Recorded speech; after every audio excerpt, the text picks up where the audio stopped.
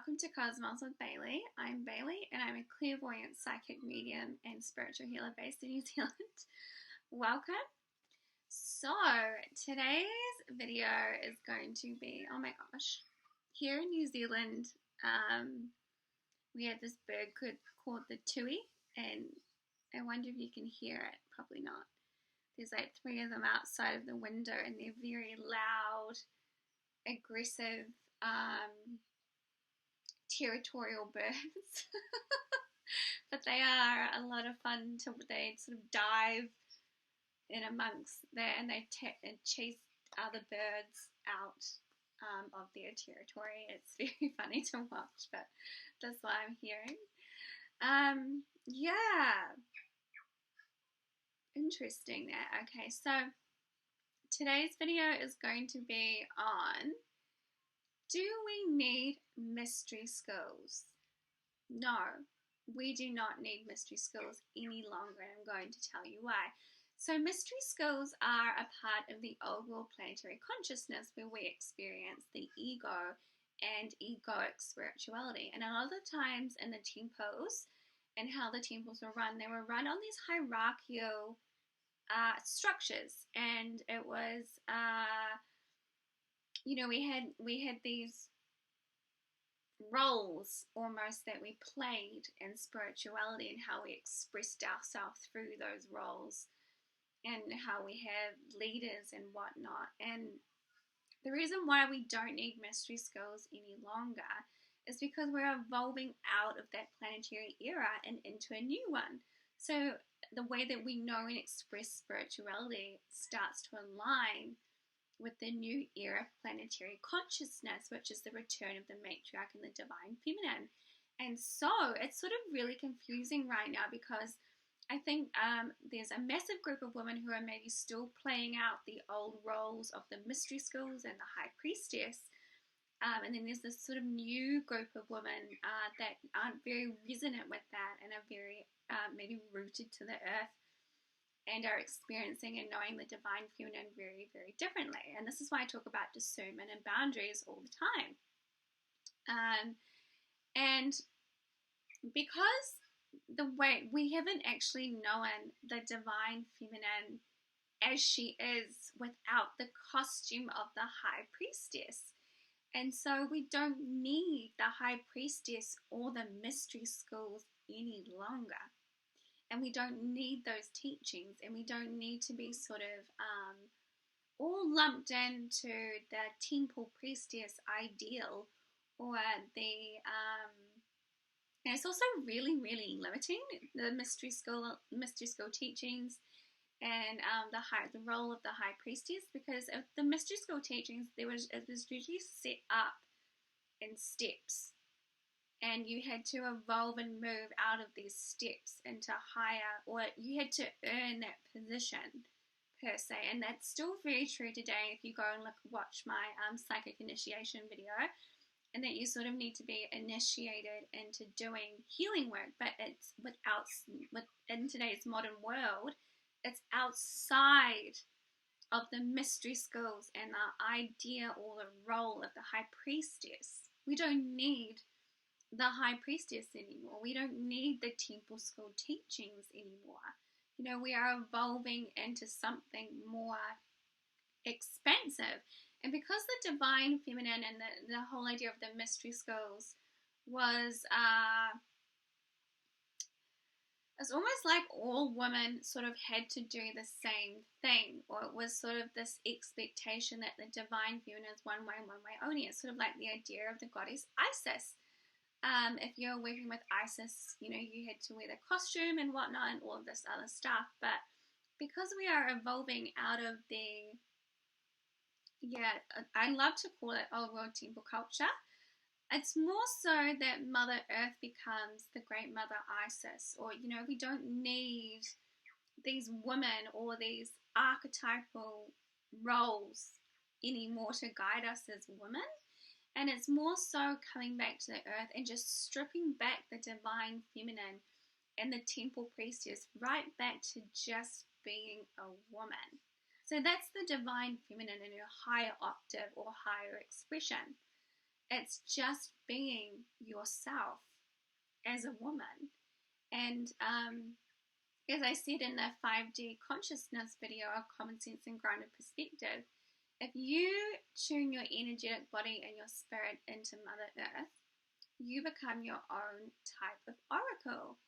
And we don't need mystery school teachings. What we really need is art and beauty and a garden to guide us.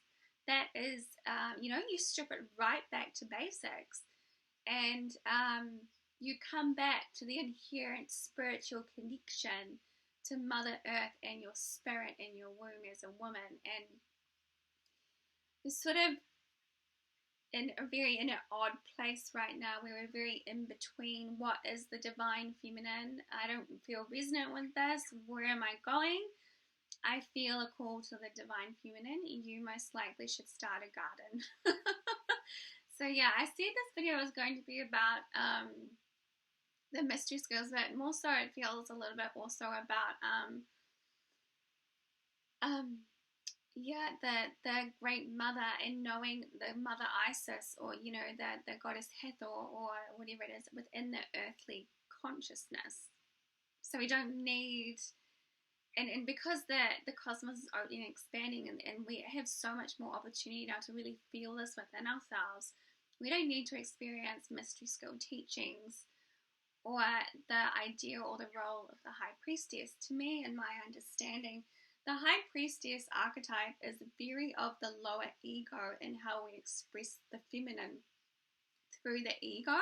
It's very self-sacrificial. It's a lot of the times when I see women who are still playing out the High Priestess archetype, or using a lot of labels or wording and saying that they are, or using the idea of the High Priestess, they're most likely working through their past life karma, and also the ego likes to portray itself as something very grand and grandiosity and self-important under the guise of spirituality. And essentially, if you are working with the divine feminine, you don't need labels or a costume to prove to others that you are divine feminine. I think I talk about this a lot on my channel, and it's almost like the divine feminine sort of asks us to just come back to basics and sort of understand ourselves as women without the need to sort of almost forego our natural essence and spirituality. And as I said, it's really confusing because we haven't known the divine feminine in this way before. We don't know her just being gardeners and just being divine artists, being divine gardeners, being divine homemakers, being divine beautifiers. We step out of this really confined and constricted role of knowing ourselves as women, and we become women of the earth, and we let go of the confines and the constraints of temple culture and the idea or the role of High Priestess. And usually I think what happens with this idea of the High Priestess or Queen or whatever it is, and there's a costume attached to it or labels, it's most likely because they haven't actually evolved or embodied the higher aspect of the divine feminine. And I speak on this often, is that the Tuis, they like do these dives into the bird bath, and they're quite aggressive, dense birds. They're not these light, fluffy, fantails. They are these birds. They're like, hey, get out of my tree. Yeah, they can be quite. I think in New Zealand you could call Tuis bullies. But they're unapologetic about it. They're like, yeah, this is who I am. Which we sort of need with divine feminine energy, you know what I mean? We need women who are like, no, I'm just going to do things on my terms. What was I saying? Yeah, and so it's almost very freeing and very expansive to let go of the High Priestess ego or the High Priestess costume or the self-importance. It actually really hinders the divine feminine essence and flow, and it becomes really enjoyable in the divine feminine essence and in the body. Because you really, when working with the feminine energy, you just want to be yourself. And this is a part of 5D consciousness and enjoying your expression, your unique feminine expression in the earth and whatever roles, a mother, a lover, a wife, you know. So we become a part of the everyday world now. We don't need to sort of isolate ourselves off into these self-important ideals. And I do know that when a woman begins to embody and work with the divine feminine spirit, spirit is very, very simple and very, very easy to work with. And it is, you don't need a lot to connect and know and flow with the earth and with the higher realms. It's literally all within your spirit. So, yes. What else do I need to say on that? So that was a little bit about the mystery skills and the High Priestess Archetype and the old world planetary feminine ego.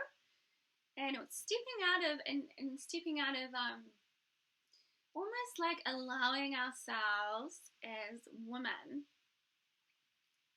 to let go of spiritual confines and constraints and allow the divine feminine to be a part of the everyday world. Maybe, and you know, she works through art, she works through mothering, she works through gardening, she works through interior design, she works through, you know, beautifying the spaces and the earth and creating beauty and inspiring men. She begins to work through the everyday realm. And you know you've embodied the divine feminine when you're living out your life in the everyday world. It's not just I am a high priestess and I do this. You've actually embodied and incorporated and integrated the divine feminine, and you are a part of the earth. So when I see a lot of women talking about the divine feminine needs to rise or stuff like that, or downtrodden, they're actually downtrodden in themselves, and they are resonating with the idea that the divine feminine needs to rise, when it's actually there's probably a lot of disempowerment working in their energy body. And also, if a woman needs to express the feminine essence in a type of temple structure,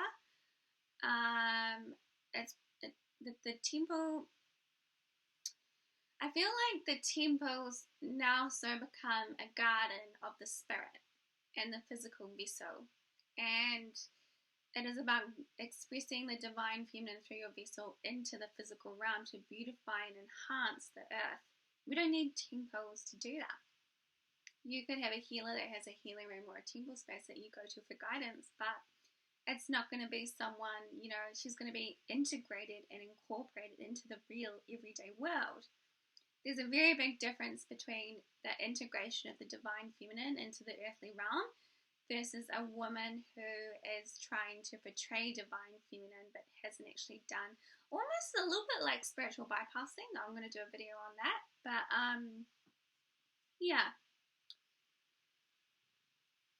the temple more so becomes about the home and your spirit and expressing the divine feminine into the earthly realm and letting go of old world temple culture, mystery skills. We all have access to the Great Mother because we are embodied, and when you really integrate into the earthly realm with your spirit, you become very attentive to Mother Nature and listening to Mother Nature, and that is a part of the 5D consciousness as well, and coming back into the earthly realm with the spirit and not so much being out here spiritually. It's all to do with the earth and connecting with the earth as a woman and walking amongst the earth with the divine feminine spirit.